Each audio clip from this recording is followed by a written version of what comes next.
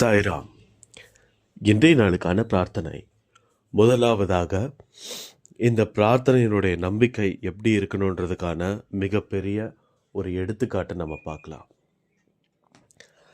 உங்கள் எல்லாத்துக்கிட்டையும் நான் ஒரு கேள்வி கேட்குறேன். என்னன்னா, உங்ககிட்ட இருக்கக்கூடிய எல்லா விதமான கேள்விக்கும் எல்லா விதமான பிரார்த்தனைக்கும் கடவுள்கிட்ட இருந்து பதில் வருதுன்னு நினைக்கிறீங்களா?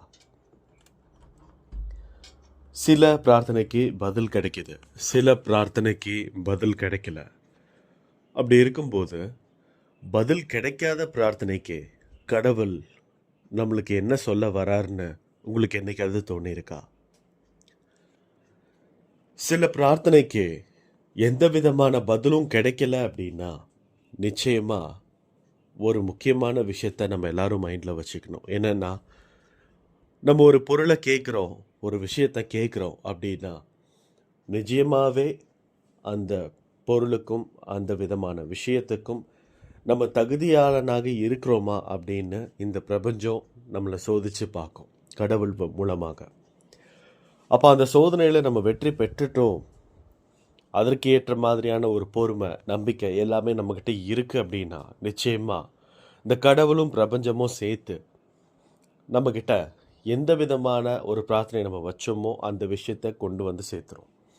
அந்த வகையில் ஒரு விவசாய குடும்பம் ஒரு ஊரில் இருந்திருக்காங்க. ரொம்ப கஷ்டப்படக்கூடிய ஒரு ஃபேமிலி தான். அவங்க விவசாயம் பண்ணி தொழில் பண்ணக்கூடிய ஒரு சூழ்நிலை, அவங்க வாழ்வாதாரம் எல்லாமே அதுதான். அது மட்டும் இல்லாமல் அவங்களோட குடும்பத்துலேயுமே அவங்க எந்த விதமான விவசாயம் பண்ணுறாங்களோ அதை தான் அவங்களுமே சாப்பிட்டுக்கிட்டும் இருந்தாங்க. நான் சொல்கிறது பல வருஷத்துக்கு முன்னாடி. அப்போது இந்த போர், இந்த நிலத்தடியில் இருக்கக்கூடிய தண்ணி எல்லாம் எடுக்கிறதுக்கான எந்த விதமான ஆப்ஷன்ஸுமே இல்லை. மழை வந்தால் மட்டும்தான் விவசாயம். அப்படி இருக்கும்போது விவசாயம் பண்ணிகிட்டு இருக்கும்போது எல்லாருமே விவசாயம் பண்ணிகிட்டு இருந்தாங்க. நல்ல மழை வந்தது, நல்ல தொழில் நடந்தது. அவங்க என்ன விளைச்சாங்களோ அதையே அவங்க சாப்பிடவும் செஞ்சாங்க. அந்த மாதிரி ஒரு நல்லா போயிட்டுருக்கு. இந்த ஒரு டைமில் கொஞ்சம் கொஞ்சமாக மழை குறைஞ்சு அந்த மழை ஒரு நாள் சுத்தமாக நின்று போயிடுச்சு. தொடர்ந்து ஒரு வாரமாக 10 நாளாக மழையே வரல. அதே மாதிரியான சூழ்நிலை மறுபடியும் இருந்துக்கிட்டே இருந்தது. அப்போது பல மாதங்களாக பல வருடங்களாக மழை வராமல் போனதுனால விவசாயம் கெட்டுச்சு. அப்போது அந்த ஊரில் இருக்கக்கூடிய விவசாயிகள் எல்லாம் இதுக்கு மேலே என்னால் இங்கே இருக்க முடியாது, என்னோடய குடும்பம் இதுக்கு தாங்காது, வறுமையை தாங்க முடியாது அப்படின்னு சொல்லி நிறைய குடும்பங்கள் அந்த ஊரை விட்டு போயிட்டாங்க, நிலத்தை விற்றுட்டு. அப்போது அந்த ஒரு விவசாயி மட்டும் எனக்கு மழை வேணும், மழை கண்டிப்பாக வரணும் அப்படின்னு சொல்லி பல வருஷமாக வெயிட் பண்ணாங்க.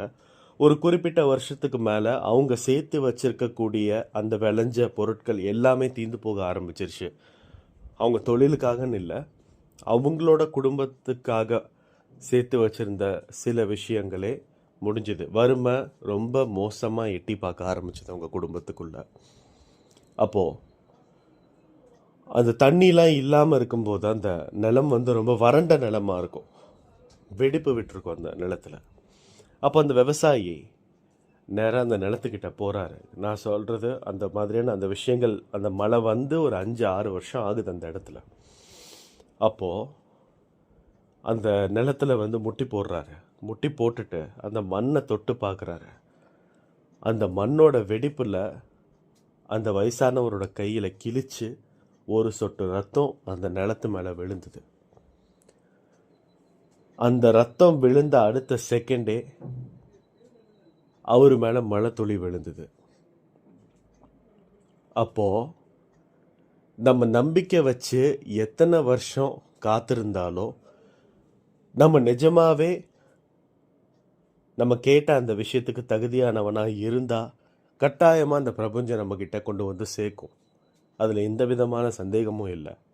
அப்படி இருக்கும்போது மறுபடியும் மழை வந்தது, மறுபடியும் விவசாயம் பண்ணாங்க, மறுபடியும் அந்த குடும்பம் சீரும் சிறப்புமாக நின்றுச்சு. யார் யாரெல்லாம் விவசாயத்தில் அவங்களோட இடத்த விற்றுட்டு போனாங்களோ அந்த இடத்தையும் சேர்த்து இவங்க வாங்கினாங்க. அந்த ஊர்லேயே பெரிய விவசாயியாக மாறி அந்த ஊர்லேயே ஒரு பெரிய குடும்பமாக மாறிட்டாங்க. யாருக்கும் எந்த விதமான கஷ்டமும் கொடுக்கல, யாருக்கும் எந்த விதமான கஷ்டத்தை நினைக்கவும் இல்லை. அப்படி இருக்கும்போது ஒரே ஒரு நம்பிக்கை நம்ம பிரார்த்தனை மேலே வைக்கிறதுனால அது எத்தனை வருஷம் ஆனாலும் நிறைவேறும் போது அத்தனை வருஷம் நம்ம இழந்ததையும் மீட்டெடுக்கக்கூடிய மிகப்பெரிய ஒரு பெரிய சக்தி படைச்ச ஒரு விஷயம்தான் பிரார்த்தனை. இந்த மாதிரியான ஒரு நம்பிக்கையை நம்ம வச்சு நம்மளுடைய பிரார்த்தனை வைக்கும் போதும் நம்ம சாயப்பா கிட்ட அதை கேட்கும் போதும் இந்த மாதிரியான ஒரு நம்பிக்கை நம்ம எல்லாருமே வச்சோம்னா நிச்சயமாக நாளுக்கு நாள் ஒவ்வொரு பிரார்த்தனையும் நிறைவேறது நம்ம கண்ணார பார்க்கலான்றதுல எந்த விதமான சந்தேகமும் இல்லை.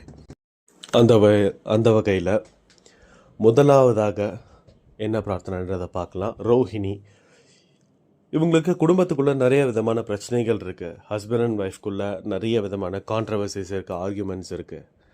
இந்த கான்ட்ரவர்சியும் ஆர்கியூமெண்ட்ஸையும் தாண்டி இருக்கக்கூடிய ஒரு வாழ்க்கையை அவங்க கண்ணுக்கு சாயப்பா புலப்படுத்தணும். எவ்வளோ விதமான கஷ்டங்கள் இருந்தாலுமே அதை எல்லாமே தாங்கி வரக்கூடிய மனப்பக்குவத்தை இவங்க 2 பேர்த்துக்குமே கொடுக்கணும்னு சொல்லி நம்ம சாயப்பா கிட்ட வேண்டிக்கலாம். இவங்க 2 பேர்த்துக்குள்ளே இருக்கக்கூடிய விஷயங்கள் நிறையா மாறி எல்லா விதமான ஆசீர்வாதங்களையும் அதிசயங்களையும் இவங்களுக்கு நடத்தணும்னு சொல்லி நம்ம சாயப்பா கிட்ட வேண்டிக்கலாம். அடுத்ததாக ரோஹித், இவர் எக்ஸாம் எழுதிட்டுருக்காரு.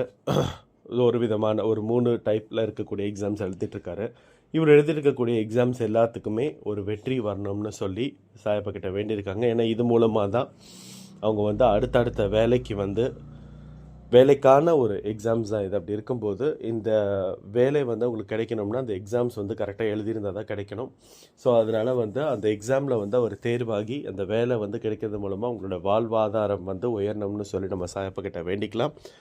அடுத்ததாக பாக்கியலக்ஷ்மி, இவங்க ஒரு ஹோட்டல் போடலான்ற மாதிரி ஒரு பிளான் வச்சுருக்காங்க. ஆனால் இவங்க கேட்ட இடத்துல இன்னும் லோன் கிடைக்கல. அந்த லோன் சீக்கிரமாக கிடைக்கணும்னு சொல்லி ஒரு வேண்டுதல் வச்சுருக்காங்க. நிச்சயமாக இவங்களுக்கான வேண்டுதல்கள் நிறைவேறி அந்த ஹோட்டலை வெற்றிகரமாக நடத்தணும்னு சொல்லி நம்ம சாயப்பா கிட்ட வேண்டிக்கலாம். அப்படி நம்ம ஸ்ட்ரைட்டாக பொது பிரார்த்தனைக்கு போயிடலாம். இன்றைய நாளில் யாரெல்லாம் பர்த்டே செலிப்ரேட் பண்ணிங்களோ, வெட்டிங் டே செலிப்ரேட் பண்ணிங்களோ, அவங்க இடத்துக்கு ஒரு பெரிய விஷஸ்.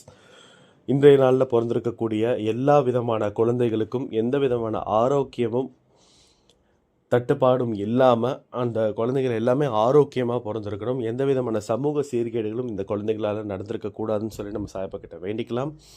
எந்த விதமான கஷ்டங்கள் இருந்தாலுமே அதை எல்லாமே தாண்டி போகக்கூடிய ஒரு மனப்பக்குவத்தை எல்லாருக்குமே சாயப்பா கொடுக்கணும்னு சொல்லி ஒரு பெரிய வேண்டுதலை வச்சுக்கலாம்.